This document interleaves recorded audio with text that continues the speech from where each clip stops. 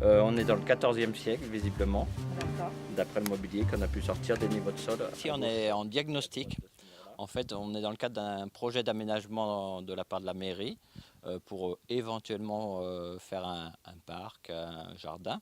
Et donc, au préalable, on fait des sondages archéologiques pour vérifier la présence ou non de vestiges une fois de plus. La ville de Limoges a fait appel à l'INRAP pour la réalisation de ce diagnostic archéologique. À chaque fois que l'on réalise des travaux, nous devons contacter la DRAC pour préciser en fait les travaux que nous souhaitons réaliser afin qu'ils puissent faire des fouilles si besoin. C'est une zone sensible, hein. En plus il y a eu peu d'interventions archéologiques ici, à part les grandes fouilles du musée de l'évêché ou du baptistère.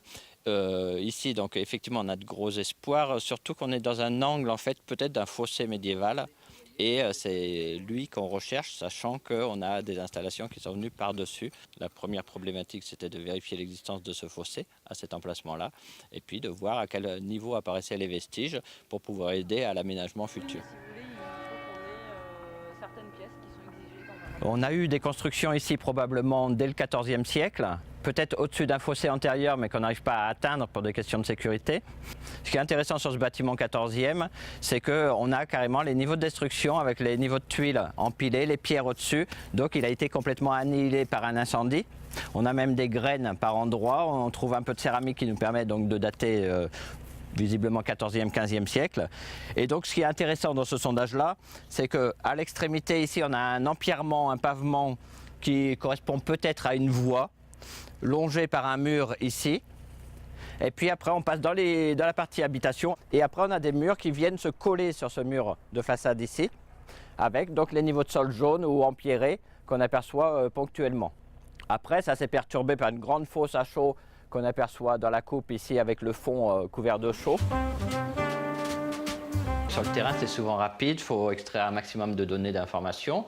Et puis, on retrouve beaucoup de mobilier dans les différentes couches qu'on a identifiées sur le terrain. Et ce mobilier, ça peut être de la céramique, ça peut être des ossements animaux, ça peut être du petit mobilier métallique, des monnaies parfois.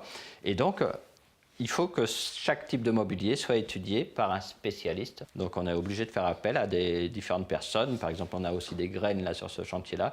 Donc on a une carpologue qui travaille sur ces graines, une céramologue qui travaille donc sur la céramique, et puis on a un archéozoologue pour les ossements animaux, etc., quoi. Le lavage a été effectué, donc on va essayer de faire un petit recollage pour essayer d'avoir un maximum d'informations, de profils, essayer d'obtenir des profils archéologiques. Hop là. Pour pouvoir définir et apporter des éléments au céramologue en dessinant donc là les profils qui sont ici, avoir les formes complètes, les diamètres au maximum de ce qu'on a pu récupérer.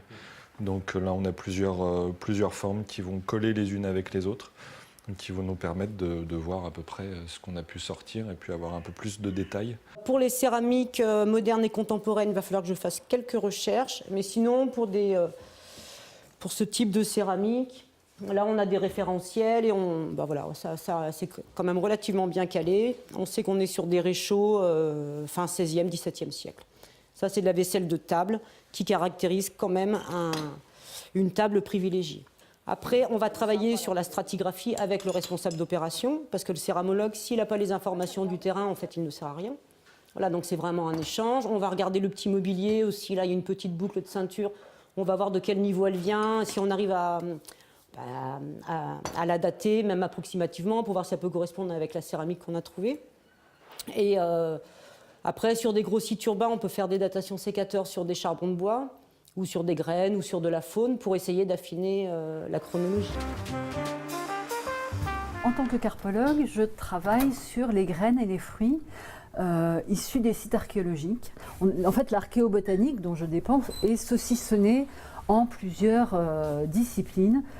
La carpologie, donc, l'anthracologie, qui travaille sur les charbons, la palynologie sur les pollens, etc., etc. Il y a plusieurs modes de fossilisation en zone tempérée, comme à Limoges. La plus fréquente, donc en milieu sec, c'est la carbonisation. C'est-à-dire que ça correspond à une combustion partielle des macrorestes, hein, par exemple, qui peut se produire lors d'un incendie, quand la ménagère fait sa cuisine, elle laisse accrocher des grains dans le fond d'un pot. Bon, voilà.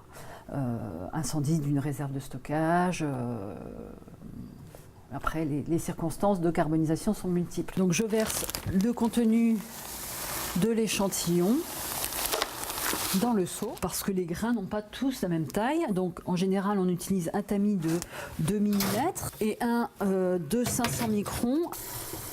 Donc là, on voit déjà les graines qui apparaissent. Hein. Vous voyez comme c'est riche en graines carbonisées là, qui coulent. Alors ça, c'est ce qu'on appelle le principe de la flottation, c'est-à-dire que les éléments carbonisés sont plus légers. Voilà, donc le résultat de la maille 2 mm. Donc c'est, il y a des petits fragments de briques. Des charbons, encore une fois, et énormément de grains de céréales. Il n'y a pas l'air de sortir beaucoup de choses de la maille de 0,5 mm. On peut supposer qu'il n'y avait que des céréales, donc la récolte de la réserve de graines était déjà nettoyée. Mais c'est à confirmer. Nous avons les refus de tamis que nous avons fait sécher, et je vais en mettre un peu dans une coupelle pour les trier, isoler les graines par espèce. Le carpologue travaille plutôt sur l'exploitation que l'homme a fait de son milieu, la transformation qu'il en a fait, l'utilisation au travers des pratiques agricoles, au travers des modifications des paysages, au travers de l'alimentation, de ce qu'il a consommé pour lui ou pour ses animaux, parce qu'il faut aussi penser à tout ce qui est fourrage, et l'utilisation après, les utilisations artisanales des plantes comme les plantes textiles, les plantes médicinales, etc., etc. Il y a beaucoup de seigle. On retrouve des charbons de bois. Le seigle est une céréale tout à fait caractéristique du Moyen-Âge, de la région de Limoges, au moins jusqu'au XIIIe siècle, parce que les sites précédemment étudiés en carpologie s'arrêtent au XIIIe, XIVe, et qu'on n'a pas de site aussi tardif, à ma connaissance. En tout cas, à première vue, il n'y a plus que des plantes cultivées dans cet échantillon, et je pense qu'il s'agit d'une récolte, sans doute d'une récolte déjà nettoyée et donc prête à être consommée, donc d'une réserve qui a brûlé lors d'un incendie.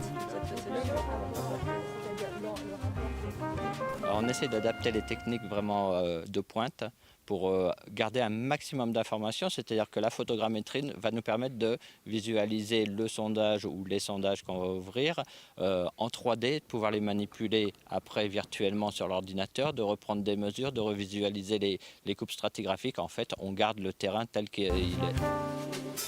La photogrammétrie, c'est une technique qui a été inventée au XXe siècle et qui est basée de la même manière que sur la vision binoculaire par nos deux yeux. Nos deux yeux vont nous permettre de voir la profondeur. Là, on va prendre des photos qui vont se recouper, c'est-à-dire que chaque élément va être pris sur au moins 2 photos. Et chaque pixel de la photo numérique va retrouver sa profondeur et la position des appareils photo dans l'espace vont être recréés. Ce qu'il y a sur cet écran, ce sont uniquement des nuages de points. Quand je tourne, on voit que ce n'est pas fermé. Chaque point a ses coordonnées en X, Y et Z, et les Z correspondent aux altimétries. C'est-à-dire qu'en cliquant sur n'importe quel point, on peut avoir l'affichage de ses coordonnées et donc de son altimétrie. Donc il faut imaginer que si on est bien dans le XIVe siècle, ce que me confirmeront les céramologues, ça veut dire que tout ce qui est dessous est plus ancien. Ces sondages, on les ouvre et le lendemain, ils sont refermés quasiment. Donc les vestiges sont laissés en place. Nous, on prélève un peu de mobilier s'il y en a. On essaye d'observer s'il y a des murs, s'il y a des sols.